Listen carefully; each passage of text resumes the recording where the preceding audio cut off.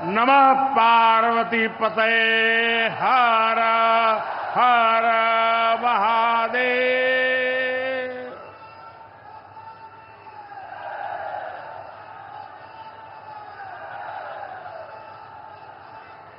सावन के पावन महीने में आज हमके काशी के हमरे परिवार के लोगन से मिले का अवसर मिलल है। हम काशी के हर परिवारजन के प्रणाम करत है।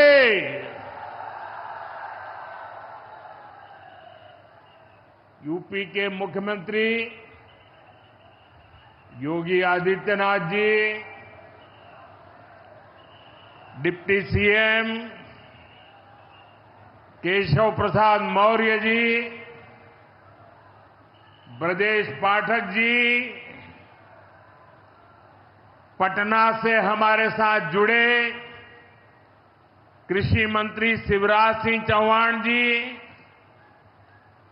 देश के अलग अलग हिस्सों में जुड़े हुए सभी आदरणीय मुख्यमंत्रीगण, गवर्नर श्री, मंत्रीगण, यूपी सरकार के मंत्रीगण, यूपी भाजपा अध्यक्ष भूपेंद्र सिंह चौधरी जी, सभी विधायक एवं जनप्रतिनिधिगण और मेरे प्यारे किसान भाई और बहनों,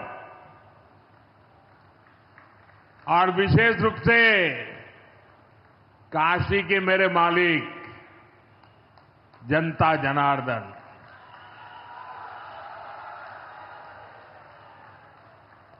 आज हम काशी से देश भर के लाखों किसानों से जुड़े हुए हैं। सावन का महीना हो, काशी जैसा पवित्र स्थान हो और देश के किसानों के साथ जुड़ने का अवसर हो, इससे बड़ा सौभाग्य क्या हो सकता है।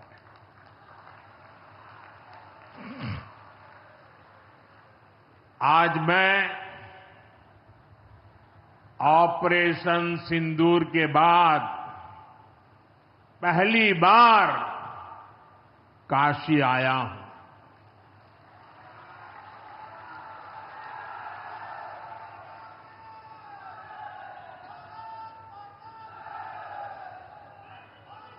जब 22 अप्रैल को पहलगाम में आतंकी हमला हुआ था, 26 निर्दोष लोगों की इतनी बेरहमी से हत्या कर दी गई। उनके परिवार की पीड़ा, उन बच्चों का दुख, उन बेटियों की वेदना,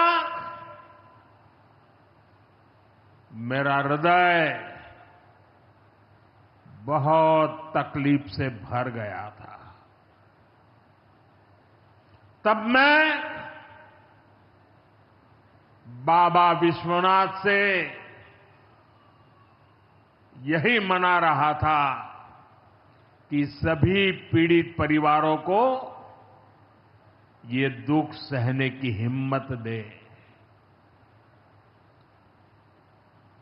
काशी के मेरे मालिकों, मैंने अपनी बेटियों के सिंदूर का बदला लेने का जो वचन दिया था,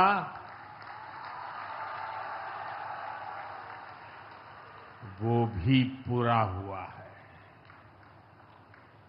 ये महादेव के आशीर्वाद से ही संभव हुआ है। मैं ऑपरेशन सिंदूर की सफलता को उनके चरणों में समर्पित करता हूं।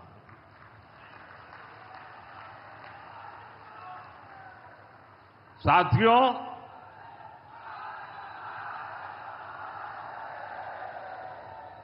इन दिनों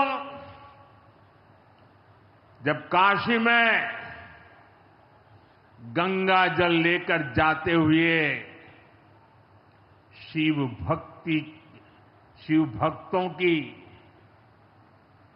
तस्वीरें जब देखने का अवसर मिल रहा है, दिव्य तस्वीरें, और खासकर सावन के पहले सोमवार को जब हमारे यादव बंधु बाबा का जलाभिषेक करने निकलते थे, गौरी केदारेश्वर से कंधे पर गंगा जल लेकर यादव बंधुओं का समूह, कितना मनोरम दृश्य होता है। डमरू की आवाज, गलियों में कोलाहल, एक अद्भुत भाव विश्व पैदा होता है। मेरी भी बहुत इच्छा थी कि सावन के पवित्र महीने में बाबा विश्वनाथ और मार्कंडेय महादेव के दर्शन करूं, लेकिन मेरे वहां जाने से महादेव के भक्तों को असुविधा न हो, उनके दर्शन में बाधा न पड़े, इसलिए मैं आज यहीं से भोलेनाथ और मां गंगा को प्रणाम कर रहा हूं।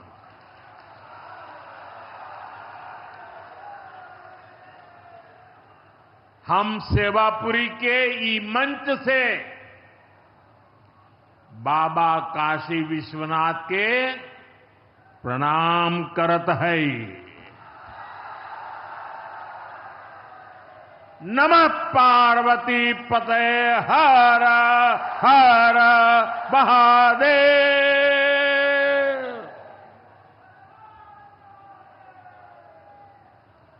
साथियों, कुछ दिनों पहले मैं तमिलनाडु में था। मैं वहां 1000 साल पुराने एक ऐतिहासिक मंदिर गया था, गंगईकोंडा चोलापुरम मंदिर। ये मंदिर देश की शैव परंपरा का एक प्राचीन केंद्र है। ये मंदिर हमारे देश के महान और प्रसिद्ध महान राजा राजेंद्र चोल ने बनवाया था। राजेंद्र चोल ने उत्तर भारत से गंगा जल मंगवाकर उत्तर को दक्षिण से जोड़ा था। 1000 साल पहले अपनी शिव भक्ति और शैव परंपरा के जरिए राजेंद्र चोल ने एक भारत श्रेष्ठ भारत का उद्घोष किया। आज काशी तमिल संगमम जैसे प्रयासों के जरिए हम उसे आगे बढ़ाने का एक नम्र प्रयास कर रहे हैं। और मैं जब अभी गंगईकोंडा चोलापुरम गया तो मेरे लिए बहुत संतोष की बात है कि 1000 साल बाद आपके आशीर्वाद से मैं भी गंगा जल लेकर वहां गया था। मां गंगा के आशीर्वाद से बहुत ही पवित्र माहौल में वहां पूजा संपन्न हुई। गंगा जल से वहां जलाभिषेक करने का सौभाग्य प्राप्त हुआ। साथियों, जीवन में ऐसे अवसर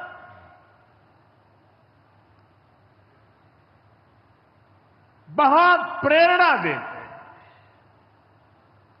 देश की एकता की हर बात नई चेतना जगा देती है और तभी तो ऑपरेशन सिंदूर सफल होता है।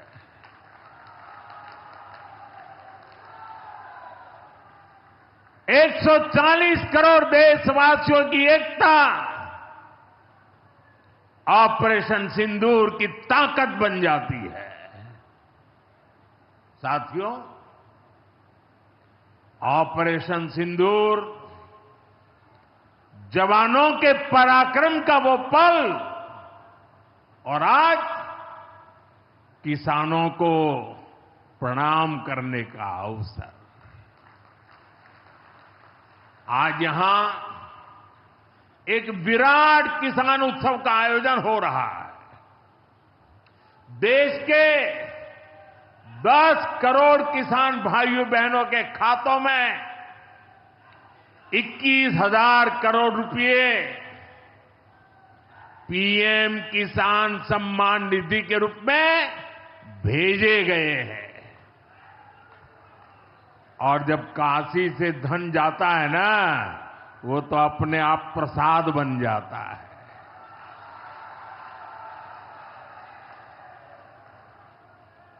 ₹21,000 करोड़ रुपया किसानों के खाते में जमा।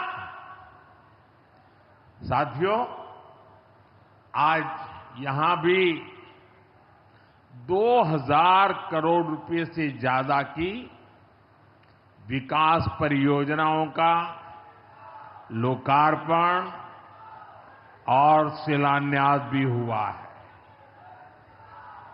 बाबा के आशीर्वाद से काशी में विकास की अविरल धारा मां गंगा के साथ साथ आगे बढ़ रही है। मैं आप सभी को, देश के किसानों को बहुत बहुत बधाई देता हूं। अभी कुछ ही दिन पहले काशी में सांसद टूरिस्ट गाइड प्रतियोगिता भी आयोजित की गई थी। यानी स्पर्धा के द्वारा स्किल डेवलपमेंट, स्वयं प्रयास से स्किल डेवलपमेंट, उसके अनेक प्रयोग आज काशी की भूमि में हो रहे हैं। आने वाले दिनों में काशी सांसद फोटोग्राफी प्रतियोगिता, सांसद रोजगार मेला समेत कई और आयोजन भी होने वाले हैं। मैं यहां सरकार के सभी मुलाजिमों को, सरकार के सभी अधिकारियों को भी सार्वजनिक रूप से बहुत बहुत बधाई देता हूं, ताकि वे जनभागीदारी से युवा पीढ़ी को जोड़ करके ऐसे अद्भुत कार्यक्रमों की रचना करते हैं और सफलतापूर्वक उसको आगे बढ़ाते हैं। इस काम में जुड़े हुए सभी अधिकारी भी बहुत बहुत बधाई के पात्र हैं। जो ये प्रतियोगिता में हिस्सा ले रहे हैं, उनको भी मेरी बहुत बहुत शुभकामनाएं हैं। साथियों, हमारी सरकार निरंतर किसानों की खुशहाली के लिए काम कर रही है। पहले की सरकारों में किसानों के नाम पर हुई एक घोषणा भी पूरी होना मुश्किल होता था, लेकिन भाजपा सरकार जो कहती है वो करके दिखाती है। आज पीएम किसान सम्मान निधि सरकार के पक्के इरादों का उदाहरण बन चुकी है।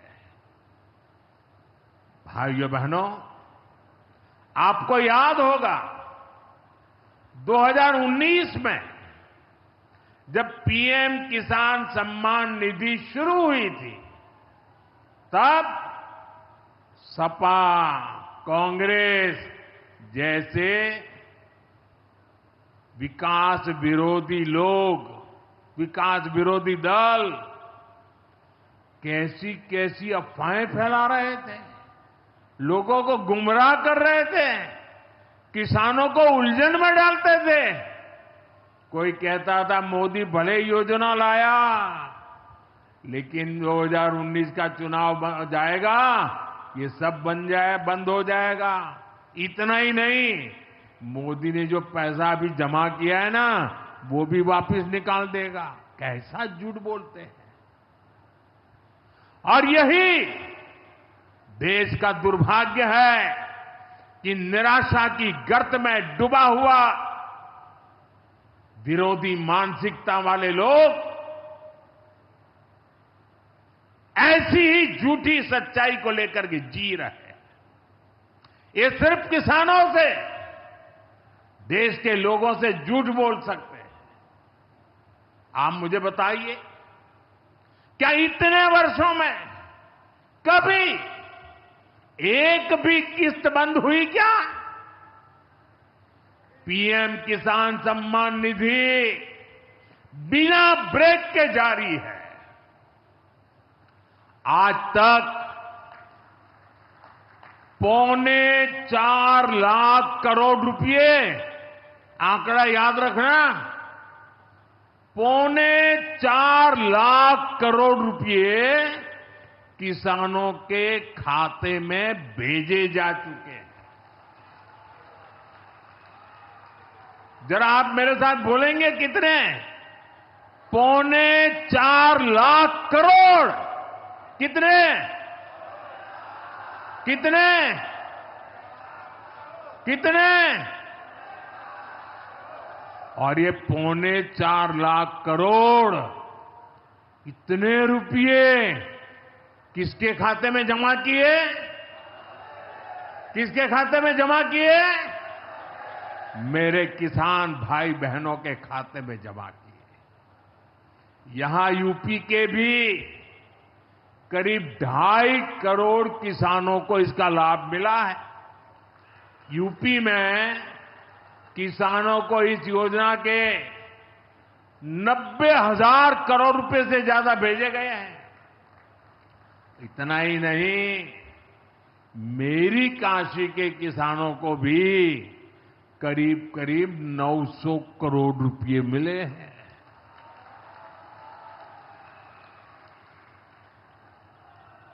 आपने ऐसा सांसद चुना कि आपके खाते में 900 करोड़ रुपया आया है। और इससे बड़ी बात, बिना किसी कट कमीशन के, कोई बिचौलिया नहीं, कोई कट नहीं, कोई कमीशन नहीं, कोई पैसे की हेरा फेरी नहीं, सीधे ये पैसे किसानों के खाते में पहुंचे हैं।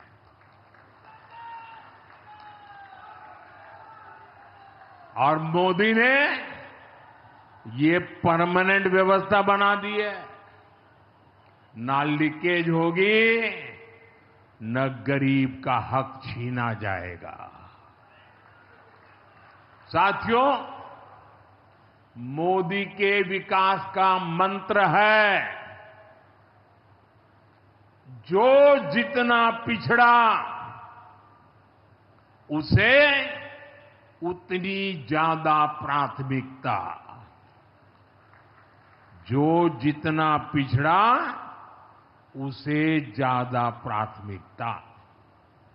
इस महीने केंद्र सरकार ने एक और बड़ी योजना को मंजूरी दी है। इसका नाम है प्रधानमंत्री धन धान्य कृषि योजना। इस योजना पर 24,000 करोड़ रुपए किसानों के कल्याण के लिए, कृषि व्यवस्था के लिए, कृषि विकास के लिए 24,000 करोड़ रुपए खर्च किए जाएंगे। देश के ऐसे जिले जो पिछली सरकारों की गलत नीतियों के कारण विकास की राह में पिछड़ गए, पिछड़े रह गए, जो कृषि उत्पादन भी कम हो रहा है, जहां किसानों की आमदनी भी कम है, अरे कोई पूछने वाला नहीं था, उन जिलों पर प्रधानमंत्री धन धान्य कृषि योजना का फोकस होगा। इससे यूपी के भी लाखों किसानों को फायदा होगा। साथियों, किसानों के जीवन में बदलाव के लिए, उनकी आय बढ़ाने के लिए, खेती पर होने वाला खर्च कम करने के लिए एनडीए सरकार पूरी शक्ति से काम कर रही है, पूरी ताकत लगा रही है। हम बीज से बाजार तक किसानों के साथ खड़े हैं। खेतों तक पानी पहुंचे, इसके लिए देश में लाखों करोड़ रुपए की सिंचाई योजना चलाई जा रही है।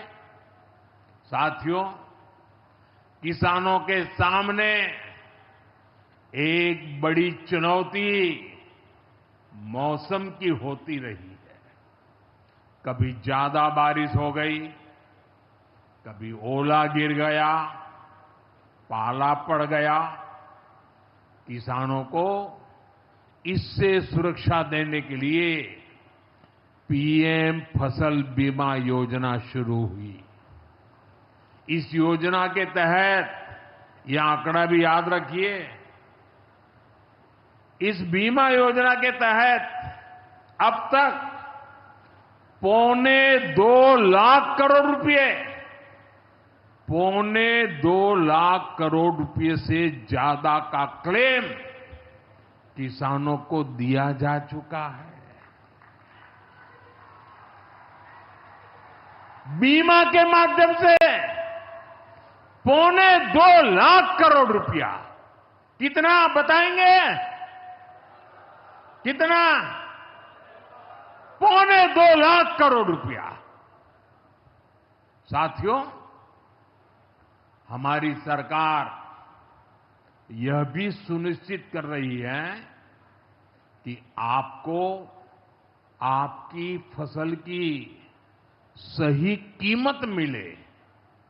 इसके लिए फसलों की एमएसपी में रिकॉर्ड वृद्धि हुई है। धान और गेहूं जैसी प्रमुख फसलों की एमएसपी भी बढ़ाई गई है। आपकी उपज सुरक्षित रहे, इसलिए सरकार देश में हजारों नए गोदाम भी बनवा रही है। भाइयों बहनों, हमारा जोर कृषि अर्थव्यवस्था में महिलाओं की भागीदारी बढ़ाने पर भी है। हम लखपति दीदी अभियान चला रहे हैं। हमारा लक्ष्य देश में 3 करोड़ लखपति दीदी बनाने का है। 3 करोड़ लखपति दीदी। ये सपा वाले तो ये आंकड़ा सुनकर के ही साइकिल लेके भाग जाएंगे। अब तक 1.5 करोड़ से ज्यादा लखपति दीदी भी बन चुकी है। 3 करोड़ का लक्ष्य में से आधा काम पूरा कर लिया। 1.5 करोड़ गांव में काम करने वाली गरीब परिवार की, किसान परिवार की हमारी बहनें, 1.5 करोड़ बहनें लखपति दीदी बन जाए, ये बहुत बड़ा काम हो रहा है। सरकार के ड्रोन दीदी अभियान ने भी लाखों बहनों की आय बढ़ाई है। साथियों, हमारी सरकार कृषि से जुड़ी आधुनिक रिसर्च को खेतों तक पहुंचाने में भी जुटी है। इसके लिए मई और जून के महीने में खास तौर पर विकसित कृषि संकल्प अभियान चलाया गया। लैब से लैंड के मंत्र के साथ 1.25 करोड़ से अधिक किसानों से सीधा संवाद किया गया। हमारे देश में माना गया है और यह व्यवस्था भी है कि कृषि ये राज्य का विषय है और सही भी है, लेकिन उसके बावजूद भी भारत सरकार को लगा, एनडीए सरकार को लगा, मोदी सरकार को लगा कि भले विषय राज्य का हो, राज्य करे, कर पाए न कर पाए, बहुत से राज्य जो नहीं कर पाते हैं, तो हमने तय किया कि हम खुद भी कुछ करेंगे और करोड़ों किसानों के साथ सीधा संवाद किया। साथियों, केंद्र सरकार की योजनाओं का लाभ आप सभी तक निरंतर पहुंचता रहे, इस दिशा में आज मुझे आपके साथ एक अहम जानकारी साझा करनी है और उसमें मुझे आपकी मदद भी चाहिए, यहां बैठे हुए लोगों की भी मदद चाहिए। आपको पता है, जनधन योजना के तहत देश में 55 करोड़ गरीबों के बैंक खाते खोले गए। जिनको कभी बैंक का दरवाजा देखने का सौभाग्य नहीं मिला था, ऐसे 55 करोड़ लोगों के खाते, ये मोदी को जब से आपने काम करने का अवसर दिया ना, मैं ये काम कर रहा था। 55 करोड़। अब इस योजना को हाल ही में 10 साल पूरे हुए हैं। अब बैंकिंग क्षेत्र का कुछ नियम है। वो नियम ये कहते हैं कि 10 साल बाद बैंक खातों का दोबारा से केवाईसी करना जरूरी होता है। एक प्रक्रिया पूरी करनी होती है। अब आप बैंक में जाएं, करें या न करें, पहले सब आपको करना होता है। अब मैंने थोड़ा आपका भार कम करने का बीड़ा उठाया है, तो मैंने बैंक वालों से कहा कि लोग आएं, केवाईसी करें, अच्छी बात है, हमें नागरिकों को हमेशा जागृत रखना चाहिए, लेकिन हम क्या एक अभियान चला सकते हैं? मैं आज रिजर्व बैंक का, हमारे देश की सभी बैंकों का, बैंक के सभी कर्ता धर्ताओं का हृदय से अभिनंदन करना चाहता हूं। आज उन्होंने एक ऐसा काम उठाया है जो हमें गर्व से भर देता है। बैंक के लोग इस 10 करोड़ लोगों को, अरे 10 साल के बाद ये 55 करोड़ लोग अपना फिर से रिव्यू करें, इसलिए केवाईसी जो करना है, इस काम को पूरा करने के लिए 1 जुलाई से देश भर में बहुत बड़ा अभियान चल रहा है। हमारे बैंक स्वयं हर ग्राम पंचायत तक पहुंच रहे हैं, वहां पर जाकर के मेला लगाते हैं। अब तक ऐसी करीब 1 लाख ग्राम पंचायत में बैंक अपने कैंप, अपना मेला लगा चुके हैं। लाखों लोगों ने दोबारा अपना केवाईसी भी करा लिया है और ये अभियान आगे भी चलने वाला है।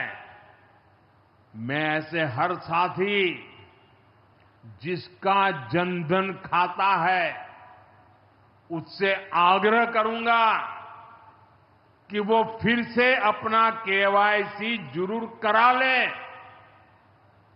साथियों, ग्राम पंचायतों में बैंक जो स्पेशल कैंप लगा रहे हैं, अभी भी लाखों पंचायतों का काम जारी है।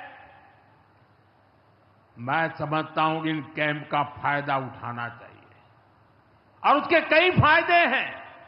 एक और फायदा भी है, इन कैंपों में प्रधानमंत्री सुरक्षा बीमा योजना, प्रधानमंत्री जीवन ज्योति बीमा योजना, अटल पेंशन योजना, ऐसी अनेक योजनाओं का रजिस्ट्रेशन भी हो रहा है। और ये बीमा तो ऐसा है कि एक चाय के खर्चे से भी कम खर्चा लग जाता है। ये योजनाएं आपकी बहुत मदद करती है। इसलिए बैंकों ने जो जितना बड़ा अभियान चलाया है, आप इसका बहुत फायदा लीजिए। पूरे देश के लोगों से मैं कहता हूं, आप इन कैंपों में जरूर जाइए। अब अगर आप अब तक इन योजनाओं से नहीं जुड़े हैं तो उनके लिए रजिस्ट्रेशन करवाइए और अपने जनधन खाते का केवाईसी भी कराइए। मैं भाजपा के और एनडीए के सभी प्रतिनिधियों से कहूंगा कि वो ज्यादा से ज्यादा लोगों को इस अभियान के प्रति जागरूक करें। बैंकों से बात करें कब कैंप कहां लगने वाला है, वो क्या मदद हम कर सकते हैं। हम सामने से होकर बैंकों के इतने बड़े काम में हाथ बटाएं, उनको मदद करें और ज्यादा से ज्यादा लोगों को, जहां भी कैंप लगता है उस इलाके के लोगों को इस अभियान से जोड़े। साथियों, आज महादेव की नगरी में विकास और जन कल्याण के इतने काम हुए। शिव का अर्थ ही होता है, शिव का मतलब ही है कल्याण। लेकिन शिव का एक रूप और भी है। शिव का एक रूप तो कल्याण है, शिव का दूसरा रूप है रुद्र रूप। सामने जब आतंक और अन्याय होता है, तब हमारे महादेव रुद्र रूप धारण करते हैं। ऑपरेशन सिंदूर के दौरान दुनिया ने भारत का यही रूप देखा है। भारत पर जो वार करेगा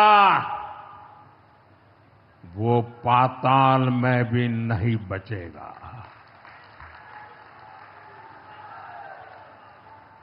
लेकिन भाइयों बहनों, दुर्भाग्य से ऑपरेशन सिंदूर की सफलता पर हमारे देश के कुछ लोगों को भी पेट में दर्द हो रहा है। ये कांग्रेस पार्टी और उनके चेले चपाटे, उनके दोस्त इस बात को पचा नहीं पा रहे कि भारत ने पाकिस्तान के आतंकी ठिकानों को तबाह कर दिया। मैं मेरे काशी के मालिकों से पूछना चाहता हूं, भारत की ताकत से आपको गर्व होता है कि नहीं होता है? ऑपरेशन सिंदूर से गर्व होता है कि नहीं होता है? आतंकियों के ठिकानों को नष्ट करने का आपको गर्व होता है कि नहीं होता है? साथियों, आपने वो तस्वीरें देखी होगी, कैसे हमारे ड्रोन्स, हमारे मिसाइल्स ने सटीक वार करके आतंक के हेडक्वार्टर्स को खंडहर बना दिया।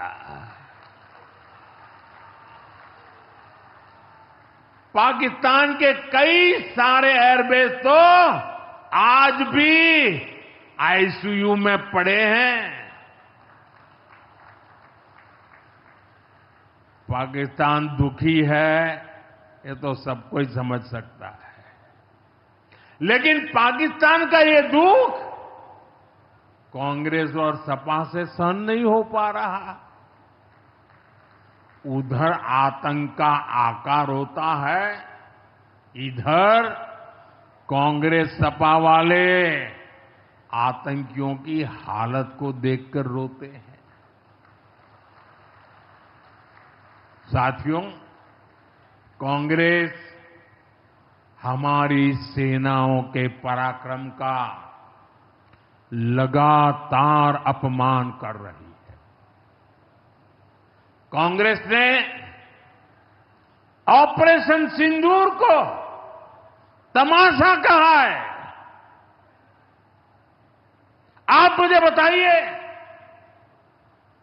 सिंदूर कभी भी तमाशा हो सकता है क्या? हो सकता है क्या? क्या सिंदूर को तमाशा कोई कह सकता है क्या?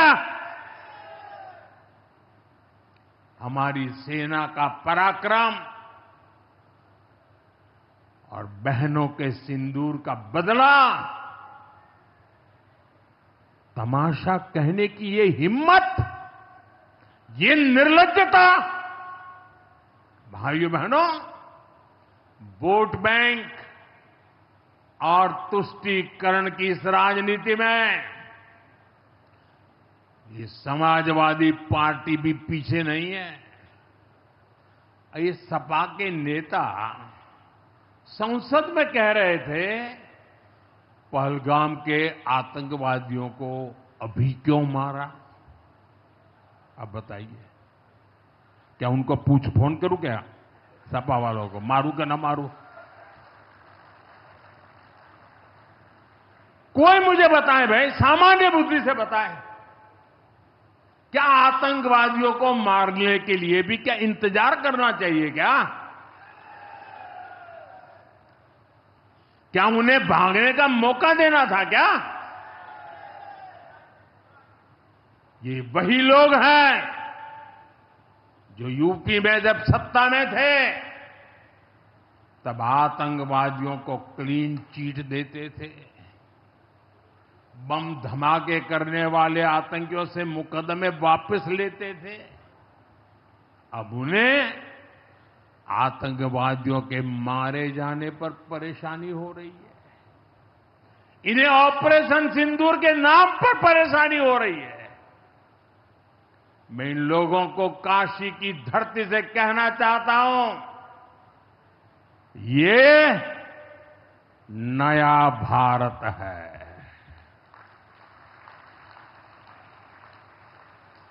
ये नया भारत भोलेनाथ को भी पूजता है और देश के दुश्मनों के सामने काल भैरव भी बन जाता है।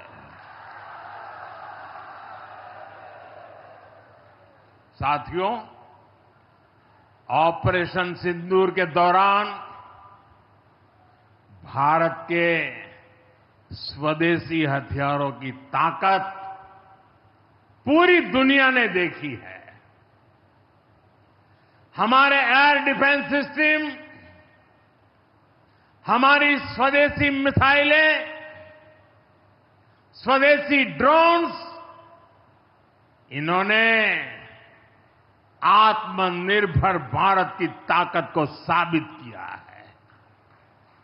खासकर हमारी ब्रह्मोस मिसाइलें, इनकी दहशत भारत के हर दुश्मन के भीतर भर गई है।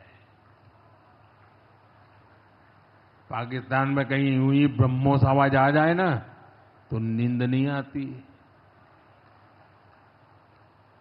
मेरे प्यारे भाई बहनों,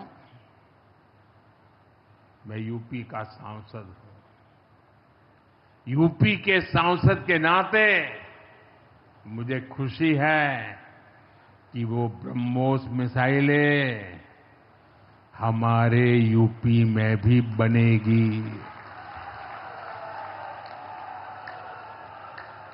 लखनऊ में ब्रह्मोस मिसाइल की मैन्युफैक्चरिंग शुरू हो रही है। यूपी डिफेंस कॉरिडोर में भी कई बड़ी डिफेंस कंपनियां अपने प्लांट लगा रही है। आने वाले समय में यूपी में बने हथियार, हिंदुस्तान के हर भाग में बने हथियार भारतीय सेनाओं की ताकत बनेंगे। मुझे साथियों बताइए, जब ये आत्मनिर्भर सैन्य शक्ति की बात सुनते हैं, आपको गर्व होता है कि नहीं होता है? जरा पूरी ताकत से हाथ ऊपर करके बताइए, आपको गर्व होता है कि नहीं होता है? गर्व होता है कि नहीं होता है? बोले हर हर महादेव। अगर पाकिस्तान ने फिर कोई पाप किया तो यूपी में बनी मिसाइलें आतंकियों को तबाह कर देगी। साथियों, आज यूपी इतनी तेज गति से औद्योगिक विकास कर रहा है। देश और दुनिया की बड़ी बड़ी कंपनियां यहां निवेश कर रही हैं। इसके पीछे भाजपा सरकार की विकासपरक नीतियों की बड़ी भूमिका है। सपा के समय में यूपी में अपराधी बेखौफ थे और निवेशक यहां आने से भी डरते थे, लेकिन भाजपा की सरकार में अपराधी में खौफ है और निवेशक यूपी के भविष्य में भरोसा देख रहे हैं। मैं विकास की इस रफ्तार के लिए यूपी सरकार को बधाई देता हूं। साथियों, मुझे संतोष है कि काशी में विकास का महायज्ञ लगातार जारी है। आज शुरू हुए रेल ओवरब्रिज, जल जीवन मिशन से जुड़े प्रोजेक्ट, काशी के स्कूलों का नवनिर्माण कार्य, होम्योपैथिक कॉलेज का निर्माण, मुंशी प्रेमचंद की विरासत को सहेजना, ये सारे काम भव्य काशी, दिव्य काशी, समृद्ध काशी और मेरी काशी के निर्माण को गति देंगे। यहां सेवापुरी में आना भी सौभाग्य से ही होता है। ये मां कालका देवी की ड्योढ़ी है। मैं यहां से मां कालका के चरणों में वंदन करता हूं। मुझे खुशी है कि मां कालका धाम का हमारी सरकार ने सुंदरीकरण कर उसे और भव्य बना दिया है। मंदिर तक आना जाना भी आसान हो गया है। सेवापुरी का इतिहास क्रांति का इतिहास रहा है। स्वतंत्रता संग्राम में यहां के अनेकों लोगों ने भागीदारी की थी। यही वो सेवापुरी है जहां महात्मा गांधी की कल्पना साकार हुई। यहां घर घर महिला पुरुष के हाथों में चरखा हुआ करता था। और सहयोग देखिए, अब चांदपुर से भदोई रोड जैसे प्रोजेक्ट से काशी के बुनकरों के साथ भदोही के बुनकर भी जुड़ रहे हैं। इसका लाभ बनारसी सिल्क के बुनकरों को भी होगा और भदोही के कारीगरों को भी होगा। साथियों, काशी बौद्धिक जनों की नगरी है। आज जब हम आर्थिक प्रगति की बात कर रहे हैं तो मैं आपका ध्यान वैश्विक हालातों पर भी ले जाना चाहता हूं। आज दुनिया की अर्थव्यवस्था कई आशंकाओं से गुजर रही है। अस्थिरता का माहौल है। ऐसे में दुनिया के देश अपने अपने हितों पर फोकस कर रहे हैं। अपने अपने देश के हितों पर ध्यान केंद्रित कर रहे हैं। भारत भी दुनिया की तीसरी सबसे बड़ी अर्थव्यवस्था बनने जा रहा है। इसलिए भारत को भी अपने आर्थिक हितों को लेकर सजग रहना ही है। हमारे किसान, हमारे लघु उद्योग, हमारे नौजवानों के रोजगार, इनका हित हमारे लिए सर्वोपरि है। सरकार इस दिशा में हर प्रयास कर रही है, लेकिन देश के नागरिक के रूप में भी हमारे कुछ दायित्व है। और ये बात सिर्फ मोदी नहीं, हिंदुस्तान के हर व्यक्ति ने दिन में हर पल बोलते रहना चाहिए, दूसरे को कहते रहना चाहिए। जो देश का भला चाहते हैं, जो देश को तीसरे नंबर की इकोनॉमी बनाना चाहते हैं, ऐसा कोई भी राजनीतिक दल हो, कोई भी राजनेता हो, उसने अपने संकोच को छोड़ करके देश हित में हर पल, हर बार, हर जगह देशवासियों के अंदर एक भाव जगाना होगा, और वो है हम स्वदेशी का संकल्प लें। अब हम कौन सी चीजों को खरीदेंगे, कौन से तराजू से तोलेंगे? मेरे भाइयों बहनों, मेरे देशवासियों, अब हम कुछ भी खरीदें तो एक ही तराजू होना चाहिए। हम उन चीजों को खरीदेंगे जिसे बनाने में किसी न किसी भारतीय का पसीना बहा है।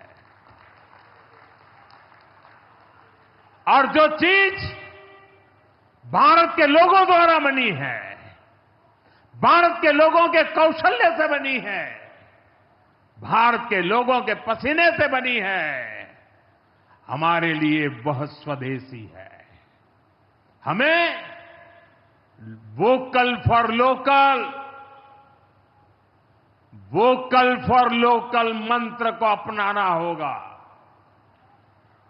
हम संकल्प लें कि हम मेक इन इंडिया प्रोडक्ट्स को ही बढ़ावा देंगे। हमारे घर में जो कुछ भी नया सामान आएगा, मैं नए सामान की बात कर रहा हूं, हमारे घर में जो भी नया सामान आएगा वो स्वदेशी ही होगा। ये जिम्मेदारी हर देशवासी को लेनी होगी। और मैं आज मेरे व्यापार जगत के भाई बहनों से विशेष आग्रह करना चाहता हूं। मैं मेरे दुकानदार भाई बहनों से आग्रह करना चाहता हूं, जब दुनिया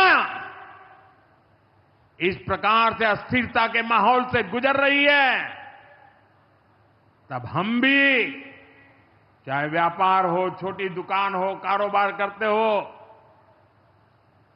अब हम हमारे यहां से सिर्फ और सिर्फ स्वदेशी माल ही बेचेंगे। साथियों, ये स्वदेशी माल बेचने का संकल्प भी देश की सच्ची सेवा होगा। आने वाले महीने त्योहारों के महीने हैं। दिवाली आएगी, बाद में शादियों के समय आएगा। हर पल अब स्वदेशी ही खरीदेंगे। मैंने जब देशवासियों को कहा था मेड इन इंडिया, अब विदेशों में जाकर के शादियां कर करके देश का धन मत लुटाओ। और मुझे खुशी है, कई नौजवान मुझे चिट्ठी लिखते थे कि हमारा परिवार तो विदेश में शादी करना तय किया था, लेकिन आपकी बात सुन करके अब हमने वहां का सारा कैंसिल कर दिया। थोड़ा खर्चा भी हो गया, लेकिन अब हम भारत में ही शादी करेंगे। हमारे यहां भी बहुत अच्छे स्थान है जहां शादी ब्याह हो सकता है। हर बात में स्वदेशी का भाव आने वाले दिनों में हमारा भविष्य तय करने वाला है दोस्तों। और ये महात्मा गांधी को भी बड़ी श्रद्धांजलि होगी। साथियों, सबके प्रयास से ही विकसित भारत का सपना पूरा होगा। एक बार फिर आपको आज के विकास कार्यों की बहुत बहुत बधाई देता हूं। और भविष्य में वोकल फॉर लोकल, खरीदेंगे तो स्वदेशी खरीदेंगे, घर सजाएंगे तो स्वदेशी से सजाएंगे, जिंदगी बढ़ाएंगे तो स्वदेशी से बढ़ाएंगे। इस मंत्र को लेकर के चल पड़े। बहुत बहुत धन्यवाद। मेरे साथ बोले हर हर महादेव।